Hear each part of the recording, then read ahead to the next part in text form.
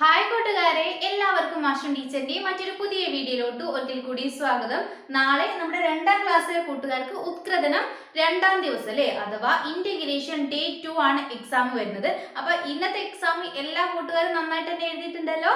ഇന്നത്തെ exam easy ആയിരുന്നോ ഇല്ലയോ എന്നുള്ള കാര്യം എന്ത് ചെയ്യുക, നമ്മുടെ കമന്റ് ബോക്സിൽ പറയാം കേട്ടോ. പിന്നെ ഇന്നത്തെ എക്സാമിന്റെ ക്വസ്റ്റ്യൻ പേപ്പർ ടീച്ചർ നമ്മുടെ ചാനലിലോട്ട് ഇട്ടിട്ടുണ്ട്. അപ്പൊ ഏതെങ്കിലും കൂട്ടുകാർക്ക് കാണണമെങ്കിൽ എന്ത് ചെയ്യുക, തീർച്ചയായിട്ടും കാണാം കേട്ടോ. ഓക്കെ മക്കളെ, അപ്പൊ നമുക്ക് എന്ത് ചെയ്യാം, ഇനി നാളത്തെ ദിവസം എക്സാമിന് വരാൻ സാധ്യതയുള്ള ക്വസ്റ്റ്യൻസ് ഒക്കെ ഒന്ന് ഡിസ്കസ് ചെയ്യാം കേട്ടോ. അപ്പൊ വേഗം നമുക്ക് നമ്മുടെ ക്ലാസ്സിലോട്ട് പോയാലോ. അതിലോട്ട് പോകുന്നതിന് മുന്നേ ആയിട്ട് നമ്മുടെ ചാനൽ ആദ്യമായിട്ട് കാണുന്ന കൂട്ടുകാരുണ്ടെങ്കിൽ ചാനൽ സബ്സ്ക്രൈബ് ചെയ്യാനും വീഡിയോ മക്കൾക്ക് യൂസ്ഫുൾ ആയിട്ട് തോന്നുകയാണെങ്കിൽ നിങ്ങളുടെ മറ്റു കൂട്ടുകാർക്ക് കൂടി ഷെയർ ചെയ്ത് കൊടുക്കാനായിട്ട് മറക്കരുത് കേട്ടോ. ഓക്കെ മക്കളെ, അപ്പൊ നമുക്ക് നാളത്തെ എക്സാമിന് വരാൻ സാധ്യതയുള്ള ചോദ്യങ്ങൾ എന്തൊക്കെയാന്ന് നോക്കാം കേട്ടോ. ഒന്ന്, നമുക്ക് വാഹനങ്ങളെ കുറിച്ച് നമുക്ക് ഇന്നത്തെ എക്സാമിന് ചോദിച്ചില്ല അല്ലെ. അപ്പൊ ഒരു പക്ഷേ നമുക്ക് എന്ത് ചെയ്യാം, അടുത്ത ദിവസത്തെ എക്സാമില് വാഹനങ്ങളെ കുറിച്ച് ചോദിക്കാനുള്ള സാധ്യതയുണ്ട് കേട്ടോ. അപ്പൊ നമ്മൾ പഠിച്ചിട്ടുണ്ട് അല്ലെ, ടീച്ചർ ഇന്നലെ ക്ലാസ്സിൽ പറഞ്ഞിട്ടുണ്ടായിരുന്നു. നമ്മൾ യാത്രയ്ക്ക് ഉപയോഗിക്കുന്ന വാഹനങ്ങളെ കുറിച്ച് പറഞ്ഞിട്ടുണ്ടായിരുന്നു. അതുപോലെ തന്നെ നമ്മൾ ജോലി ചെയ്യാൻ ഉപയോഗിക്കുന്ന വാഹനങ്ങളെ കുറിച്ച് പറഞ്ഞിട്ടുണ്ടായിരുന്നു അല്ലെ. അതുപോലെ തന്നെ ഇന്ധനം ആവശ്യമുള്ള വാഹനങ്ങൾ ഏതൊക്കെയാണെന്നും ഇന്ധനം ആവശ്യമില്ലാത്ത വാഹനങ്ങൾ ഏതൊക്കെയാണെന്നുള്ളത് നമ്മൾ പഠിച്ചിട്ടില്ലായിരുന്നോ. അപ്പൊ അതെന്ത് ചെയ്യാം, ഒരിക്കൽ കൂടി മക്കളൊന്ന് ഓർത്ത് വെക്കുക കേട്ടോ. ഇന്നലെ ക്ലാസ് കണ്ടിട്ടുള്ള കൂട്ടുകാരാണെങ്കിൽ ഓൾറെഡി അത് പഠിച്ചിട്ടുണ്ടായിരിക്കും. ഇനി ഏതെങ്കിലും കൂട്ടുകാർ വിട്ടുപോയിട്ടുണ്ടെങ്കിൽ എന്ത് ചെയ്യുക, തീർച്ചയായിട്ടും അത് പഠിക്കുക കേട്ടോ. ഓക്കെ മക്കളെ, അപ്പൊ ഒരിക്കൽ കൂടി നമുക്ക് പറഞ്ഞു നോക്കാം അല്ലെ. യാത്രയ്ക്ക് ഉപയോഗിക്കുന്ന വാഹനങ്ങൾ ഏതൊക്കെയാണ്? കാറ്, ബസ്, ജീപ്പ് തുടങ്ങിയ വാഹനങ്ങളൊക്കെ നമ്മൾ എന്താണ്, യാത്ര ചെയ്യാനായിട്ട് ഉപയോഗിക്കുന്ന വാഹനങ്ങളാണ് അല്ലെ. ഇനി ജോലി ചെയ്യാനായിട്ട് ഉപയോഗിക്കുന്ന വാഹനങ്ങൾ ഏതൊക്കെയാണ്? JCB, ട്രാക്ടർ, ലോറി പോലുള്ള വാഹനങ്ങളൊക്കെ എന്തിനു ഉപയോഗിക്കുന്നതാണ്? ജോലി ചെയ്യാൻ ആവശ്യമായിട്ട് ഉപയോഗിക്കുന്നതാണ് അല്ലെ. അതുപോലെ തന്നെ ഇന്ധനം ആവശ്യമുള്ള വാഹനങ്ങൾ ഏതൊക്കെയാണ്? നമ്മൾ ഈ പറഞ്ഞ കാർ ആയിക്കോട്ടെ, ലോറി ആയിക്കോട്ടെ, അതുപോലെ തന്നെ ബസ് ആയിക്കോട്ടെ, ഇതിനൊക്കെ എന്തിന്റെ ആവശ്യമുണ്ട് മക്കളെ? ഇന്ധനത്തിന്റെ ആവശ്യമുണ്ട് അല്ലെ. പക്ഷെ കാളവണ്ടി, സൈക്കിൾ തുടങ്ങിയ വാഹനങ്ങൾക്ക് എന്തിന്റെ ആവശ്യമില്ല? ഇന്ധനത്തിന്റെ ആവശ്യമില്ല അല്ലെ. പിന്നെ അതിൽ തന്നെ മറ്റൊരു കാര്യം കൂടി മക്കൾ ശ്രദ്ധിക്കുക. കരയിലൂടെ പോകുന്ന വാഹനങ്ങള്, വെള്ളത്തിലൂടെ പോകുന്ന വാഹനങ്ങള്, അതുപോലെ തന്നെ വായുവിലൂടെ അഥവാ ആകാശത്തിലൂടെ പോകുന്ന വാഹനങ്ങൾ ഏതൊക്കെയാന്നുള്ളത്. അപ്പൊ അത് നമ്മൾ മുന്നേ ക്ലാസ്സുകളിലൊക്കെ പഠിച്ചിട്ടുള്ളതാണ് അല്ലെ, എല്ലാ മക്കൾക്കും അറിയുന്നതായിരിക്കും. അപ്പൊ എന്ത് ചെയ്യുക, അതുകൂടി ഒന്ന് നോക്കി വെക്കുക കേട്ടോ. അപ്പൊ വാഹനങ്ങളെ കുറിച്ച് ഒരു ചോദ്യം വരാനുള്ള സാധ്യതയുണ്ട്. മക്കൾ എന്ത് ചെയ്യുക, അവയുടെ ക്ലാസിഫിക്കേഷൻസ് ഒക്കെ ഒന്ന് മനസ്സിലാക്കി വെക്കുക കേട്ടോ. ഓക്കെ മക്കളെ, പിന്നെ ഇന്നത്തെ ക്വസ്റ്റ്യൻ പേപ്പർ കണ്ടാല് നമുക്കൊക്കെ അറിയാം, നമുക്ക് ഭക്ഷ്യമേളയെ കുറിച്ചാണ് പറഞ്ഞിട്ടുണ്ടായിരുന്നത് അല്ലെ. അതിനെ കുറിച്ച് വിവരണം എഴുതാനായിട്ട് പറഞ്ഞിട്ടുണ്ടായിരുന്നു. പിന്നെ നമുക്ക് ഇന്നത്തെ ക്വസ്റ്റ്യൻ പേപ്പറിൽ ഭക്ഷ്യമേളയെ കുറിച്ചിട്ടുള്ള പാട്ടൊക്കെ നമ്മൾ പാടിയില്ലേ, എല്ലാ കൂട്ടുകാരും പാടിയിട്ടില്ലേ. അതുകൊണ്ട് തന്നെ നാളെ നമുക്ക് അതിന്റെ ബാക്കി ഭാഗം കൂടി ചോദിക്കാനുള്ള സാധ്യതയുണ്ട് കേട്ടോ. അതായത് നമ്മൾ വിവിധ തരം പലഹാരങ്ങളൊക്കെ പരിചയപ്പെട്ടിട്ടില്ലായിരുന്നോ? ചുട്ടെടുത്തിട്ടുള്ള പലഹാരങ്ങള്, വറുത്തെടുത്ത പലഹാരങ്ങള്, അതുപോലെ നമ്മൾ ആവിയിൽ വേവിക്കുന്ന പലഹാരങ്ങളൊക്കെ നമ്മൾ പഠിച്ചിട്ടില്ലായിരുന്നോ?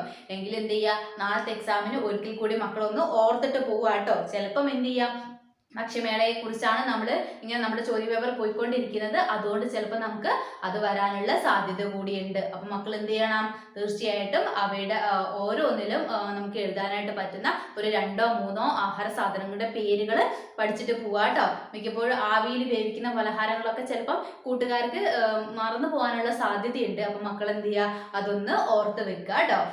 ഓക്കെ മക്കളെ, പിന്നെ മക്കൾ പഠിക്കേണ്ട മറ്റൊരു കാര്യം എന്ന് പറയുന്നത്, നമുക്ക് ഒരു പക്ഷേ കഥ പൂർത്തിയാക്കാനുള്ള ഒരു പ്രവർത്തനം വരും കേട്ടോ. ഇന്നത്തെ എക്സാമിന് നമുക്ക് വന്നിട്ടില്ല.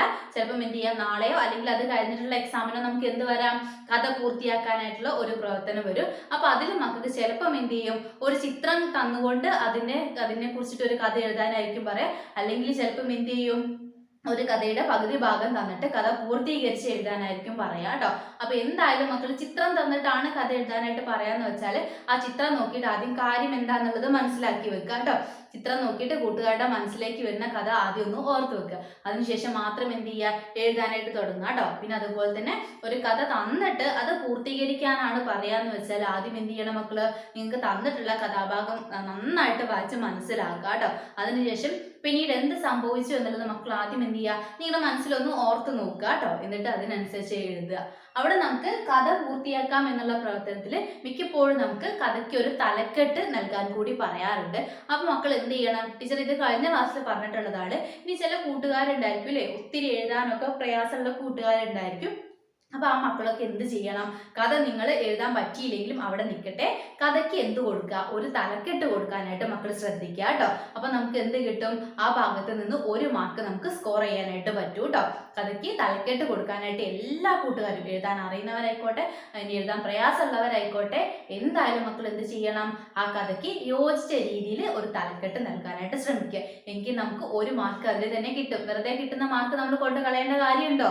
ഇല്ല അല്ലെ? അപ്പൊ മക്കൾ എന്ത് ചെയ്യുക, അതൊന്ന് ശ്രദ്ധിച്ചു വെക്കുക കേട്ടോ. എന്നിട്ട് അതിനുശേഷം എന്ത് ചെയ്യുക, കഥ എഴുതാനൊക്കെ തുടങ്ങുക. ഓക്കെ മക്കളെ, അപ്പൊ നമ്മൾ വാഹനങ്ങളെ കുറിച്ച് പറഞ്ഞു, പലഹാരങ്ങൾ പറഞ്ഞു, കഥ പൂർത്തിയാക്കുന്നത് പറഞ്ഞു. പിന്നെ എന്ത് ചെയ്യുക, ജലസ്രോതസ്സുകളെ കുറിച്ചിട്ട് മക്കൾ എന്ത് ചെയ്യുക, ഓർത്ത് വെക്കുക കേട്ടോ. ടീച്ചർ കഴിഞ്ഞ ക്ലാസ്സിൽ പറഞ്ഞിട്ടുണ്ടായിരുന്നു, ഇന്ന് നമുക്ക് ചോദിച്ചില്ല, അതുകൊണ്ട് നാളെയോ മറ്റന്നാളോ ആയിട്ട് നമുക്ക് ചോദിക്കാനുള്ള സാധ്യതയുണ്ട് കേട്ടോ. അപ്പം വിവിധ ജലസ്രോതസ്സുകളുടെ പേരുകൾ പഠിച്ചിരിക്കുക, അത് മലിനമാകുന്ന സാഹചര്യങ്ങൾ ഏതൊക്കെയാ എന്നുള്ള കാര്യം കൂടി ഓർത്തിരിക്കുക കേട്ടോ. ഏതൊക്കെയാണ് ജലസ്രോതസ്സുകളുടെ പേരുകൾ നമ്മൾ ഇന്നലെ പരിചയപ്പെട്ടിട്ടുള്ളതാണല്ലേ, അതുകൊണ്ടാണ് ടീച്ചർ സ്പീഡിൽ പറഞ്ഞു പോകുന്നത് കേട്ടോ. ഏതൊക്കെയാണ് ജലസ്രോതസ്സുകള്? നമ്മുടെ വീട്ടിലുള്ള കിണർ, അതുപോലെ തന്നെ നമ്മുടെ പരിസരത്തൊക്കെയുള്ള പുഴ, കുളം, തോട് തുടങ്ങിയവയൊക്കെ എന്താണ്, ജലസ്രോതസ്സുകളാണ് അല്ലെ. ഇവയൊക്കെ മലിനമാകുന്ന സന്ദർഭങ്ങൾ എന്തൊക്കെയാണ്? ആരാണ് അതൊക്കെ മലിനപ്പെടുത്തുന്നത്? നമ്മൾ മനുഷ്യർ തന്നെയാണ് അല്ലെ. അപ്പം എങ്ങനെയൊക്കെയാണ് അത് മലിനമാകുന്നത്? നമ്മൾ പ്ലാസ്റ്റിക് കവറുകൾ അല്ലെങ്കിൽ പ്ലാസ്റ്റിക് കുപ്പികൾ പോലുള്ള സാധനങ്ങളൊക്കെ ഇതിലേക്ക് വലിച്ചെറിയുന്ന സമയത്ത് എന്താവുന്നുണ്ട്? വെള്ളം മലിനമാകുന്നുണ്ട് അല്ലെ. അതുപോലെ തന്നെ വാഹനങ്ങള്, അതുപോലെ കന്നുകാലികളെയൊക്കെ നമ്മൾ ഇത്തരത്തിലുള്ള ജലസ്രോതസ്സുകളിലേക്ക് ഇറക്കി അവരെയൊക്കെ കുളിപ്പിക്കുന്ന സമയത്തൊക്കെ എന്താവുന്നുണ്ട്? വെള്ളം മലിനമാകുന്നുണ്ട് അല്ലെ. അപ്പം അത്തരം കാര്യങ്ങളൊക്കെ എന്ത് ചെയ്യാം, മക്കളൊന്ന് ഓർത്തിരിക്കുക കേട്ടോ. അതുമായിട്ട് ബന്ധപ്പെടുത്തിയിട്ടുള്ള ചോദ്യങ്ങൾ നമുക്ക് പ്രതീക്ഷിക്കാം. പിന്നെ മക്കൾക്ക് വരാവുന്ന മറ്റൊരു കാര്യം എന്ന് പറയുന്നത് കലണ്ടർ കണക്കാണ്. ഇവിടെ ഇപ്പൊ നമുക്ക് കലണ്ടർ കണക്ക് ചോദിക്കാൻ ഒരു പ്രോബബിലിറ്റി എന്ന് പറയുന്നത്, നമ്മൾക്കിപ്പം ഭക്ഷ്യമേള നടന്നുകൊണ്ടിരിക്കുകയാണ് അല്ലെ. ഭക്ഷ്യമേള നടത്താനായിട്ട് തീരുമാനിച്ചിട്ടുണ്ട്. അപ്പൊ എന്ത് ചെയ്യാം, അതിനൊരു ഡേറ്റ് ചിലപ്പം എന്ത് ചെയ്യണം, നമുക്ക് കലണ്ടറിൽ കാണണം അല്ലെ. ഇപ്പൊ ഏതെങ്കിലും ഒരു മാസത്തെ, നമ്മുടെ ഈ മാസം മാർച്ച് മാസം അല്ലേ വന്നിട്ടുള്ളത്, അപ്പൊ മാർച്ച് മാസത്തെ ഏതെങ്കിലും ഒരു ഡേറ്റ് പറയും. അത് ഏത് ദിവസമാണെന്ന് കണ്ടെത്താൻ പറയും. എങ്ങനെയാ കണ്ടെത്തുക എന്നുള്ളതൊക്കെ കൃത്യമായിട്ട് ടീച്ചർ മുന്നത്തെ ക്ലാസ്സിൽ പറഞ്ഞിട്ടുണ്ടായിരുന്നു. അപ്പൊ എന്ത് ചെയ്യുക, ഇനിയും ടീച്ചർ റിപ്പീറ്റ് ചെയ്ത് പറയുന്നില്ല. ഏതെങ്കിലും കൂട്ടുകാർക്ക് നിശ്ചയില്ലാത്തതുണ്ടെങ്കിൽ എന്ത് ചെയ്യുക, നമ്മുടെ ചാനലിൽ കയറിയിട്ട് വീഡിയോസ് കാണുക കേട്ടോ. ഓക്കെ മക്കളെ, അപ്പം ഈ ഒരു കലണ്ടർ കണക്കിൽ എന്താ വരിക എന്ന് വെച്ചാൽ, നിങ്ങൾക്ക് ഏതെങ്കിലും ഒരു മാസത്തെ കലണ്ടർ തരും, എന്നിട്ട് അതിൽ ഏതെങ്കിലും ഒരു ഡേറ്റ് പറയും. ആ ഡേറ്റ് ഏത് ദിവസമാ എന്നുള്ളത് ചോദിക്കും. അത് കണ്ടെത്താൻ പഠിക്കാൻ ടീച്ചർ പറഞ്ഞിട്ടുണ്ടായിരുന്നു. അതുപോലെ തന്നെ ചിലപ്പം കലണ്ടറിൽ വിട്ടുപോയ കളങ്ങൾ ഉണ്ടായിരിക്കും. ആ കളങ്ങൾ പൂർത്തീകരിക്കാനായിട്ട് മക്കളെടുത്ത് പറയാം. അപ്പൊ എന്ത് ചെയ്യുക, ആ കാര്യം ശ്രദ്ധിക്കുക. പിന്നെ അതുപോലെ തന്നെ കലണ്ടറിൽ നിന്ന് പാറ്റേൺസ് എഴുതാനും പറയും. അതെങ്ങനെയാ എഴുതേണ്ടതെന്നൊക്കെ ടീച്ചർ പറഞ്ഞു തന്നിട്ടുള്ളതാണല്ലോ. എന്ത് ചെയ്യുക, ആ കാര്യം കൂടി നോക്കുക കേട്ടോ. അപ്പോൾ കലണ്ടർ കണക്കും വളരെ പ്രധാനപ്പെട്ടുള്ള ഒന്നാണ്. പിന്നെ കഥ പൂർത്തിയാക്കുക എന്നുള്ളത് നമ്മൾ മുന്നേ പറഞ്ഞു അല്ലേ. ഇനി മക്കൾക്ക് വരാവുന്നത് വരികൾ ചേർക്കാനുള്ള ഒരു പ്രവർത്തനം വരാട്ടോ. ഇതാണ് വരികൾ ചേർക്കാം എന്നുള്ള ഒരു പ്രവർത്തനം വരാം. ഇവിടെ മക്കൾക്ക് ക്വസ്റ്റ്യൻ പേപ്പറിൽ എന്ത് തന്നിട്ടുണ്ടായിരിക്കും, ഒരു 4 വരി അല്ലെങ്കിൽ 5 വരി കവിത തന്നിട്ടുണ്ടായിരിക്കും. അതിലോട്ട് അതിന്റെ ഈണത്തിലും താളത്തിലും എന്ത് ചെയ്യാനായിട്ട് പറയും, കൂടുതൽ വരികൾ ചേർക്കാനായിട്ട് പറയും. അപ്പൊ ഇപ്പൊ നമുക്ക് ഭക്ഷ്യമേളയുമായി ബന്ധപ്പെട്ടിട്ടാണ് നമ്മുടെ ക്വസ്റ്റ്യൻ പേപ്പർ ഉള്ളത് അല്ലേ. അതുകൊണ്ട് തന്നെ ചിലപ്പം ഏതെങ്കിലും പലഹാരങ്ങളെ കുറിച്ചോ ഏതെങ്കിലും ആഹാര സാധനങ്ങളെയൊക്കെ കുറിച്ചായിരിക്കാം നമുക്ക് എന്ത് വരുന്നത്, പാട്ട് വരുന്നത് കേട്ടോ. അപ്പം മക്കൾ എന്ത് ചെയ്യുക, ആ കാര്യം ഒന്ന് ശ്രദ്ധിച്ചിരിക്കുക. അതുമായിട്ട് ബന്ധപ്പെടുത്തിയിട്ടുള്ള പാട്ട് വരാനൊരു സാധ്യതയുണ്ട്. ഇന്നത്തെ ക്വസ്റ്റ്യൻ പേപ്പറിൽ നമ്മൾ അത്തരത്തിലൊരു പാട്ട് ഇന്ന് പാടിയിട്ടുണ്ടായിരുന്നു അല്ലേ. അപ്പൊ അതൊക്കെ ഒന്നുകൂടി നോക്കുക. കുറച്ച് പലഹാരങ്ങളുടെ പേരുകളൊക്കെ എന്ത് ചെയ്യുക, മക്കളൊന്ന് പഠിച്ചു വെക്കുക കേട്ടോ. അപ്പൊ വരികൾ ചേർക്കാനായിട്ടുള്ള ഒരു പ്രവർത്തനം ഉണ്ടായിരിക്കും.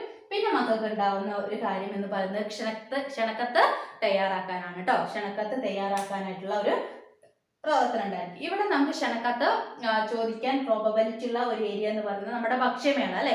ഒന്നെങ്കിൽ നിങ്ങളുടെ സ്കൂളിലും എന്ത് തീരുമാനിച്ചു, ഭക്ഷ്യമേള നടത്താനായിട്ട് തീരുമാനിച്ചു. അപ്പൊ അതിലേക്ക് നിങ്ങളുടെ നാട്ടുകാരെയും അല്ലെങ്കിൽ വീട്ടുകാരെയും കൂട്ടുകാരെയും ഒക്കെ ക്ഷണിച്ചുകൊണ്ട് ഒരു ക്ഷണക്കത്ത് തയ്യാറാക്കുക എന്നുള്ള രീതിയിൽ നമുക്ക് ചോദ്യം വരാനുള്ള സാധ്യതയുണ്ട് കേട്ടോ. അപ്പൊ മക്കൾ എന്ത് ചെയ്യുക, ആ കാര്യം കൂടി ഒന്ന് ചെയ്ത് പഠിക്കുക കേട്ടോ. എങ്ങനെയാണ് ക്ഷണക്കത്ത് തയ്യാറാക്കേണ്ടത്, എപ്പോഴാണ് പ്രോഗ്രാം, എന്താണ് ആ പ്രോഗ്രാമിന്റെ പേര് അല്ലെ, ഏത് സമയത്താണ് നടക്കുന്നത്, ഏത് സ്ഥലത്ത് വെച്ചിട്ടാണ് നടക്കുന്നത് എന്നുള്ള എല്ലാ കാര്യങ്ങളും ഉൾപ്പെടുത്തിയിട്ടാണ് നമ്മൾ ക്ഷണക്കത്ത് തയ്യാറാക്കുക. അത് കൂട്ടുകാർക്ക് അറിയാവുന്ന കാര്യമാണ്. ഇനിയും പഠിക്കാത്ത ഏതെങ്കിലും മക്കളുണ്ടെങ്കിൽ എന്ത് ചെയ്യുക, പഠിച്ചോളുക. നാളെ നമുക്ക് എന്ത് ചെയ്യാം, എക്സാമിന് ഈ പറഞ്ഞിട്ടുള്ള കാര്യങ്ങളെല്ലാം പ്രതീക്ഷിക്കാവുന്നതാണ് കേട്ടോ. ഓക്കെ മക്കളെ, അപ്പൊ ഇന്നത്തെ വീഡിയോ മക്കൾക്ക് യൂസ്ഫുൾ ആയിട്ടുണ്ടെങ്കിൽ ആ കാര്യം കൂടി നമ്മുടെ കമന്റ് ബോക്സിൽ പറയാം. അതോടൊപ്പം തന്നെ നമ്മുടെ നാളത്തെ എക്സാം അല്ലേ, നാളത്തെ എന്ന് പറഞ്ഞാൽ ഇനി നാളെ കഴിഞ്ഞിട്ടുള്ള ഇന്റഗ്രേഷൻ ഡേ 3 അല്ലേ, അന്നത്തെ ദിവസവും കൂട്ടുകാർ പഠിക്കേണ്ട കാര്യങ്ങളൊക്കെ ടീച്ചർ എന്ത് ചെയ്യാം, നമ്മുടെ ചാനലിലോട്ട് അപ്ലോഡ് ചെയ്യാം. അപ്പം എന്ത് ചെയ്യുക, വീഡിയോസ് ഒക്കെ നേരത്തെ തന്നെ കിട്ടാനായിട്ട് ഇനിയും നമ്മുടെ ചാനൽ സബ്സ്ക്രൈബ് ചെയ്തിട്ടില്ലെങ്കിൽ തീർച്ചയായിട്ടും സബ്സ്ക്രൈബ് ചെയ്ത് സപ്പോർട്ട് ആയിട്ട് മറക്കല്ലേ. ഓക്കെ മക്കളെ, മറ്റൊരു പുതിയ വീഡിയോ ആയിട്ട് നമുക്ക് വീണ്ടും കാണാം.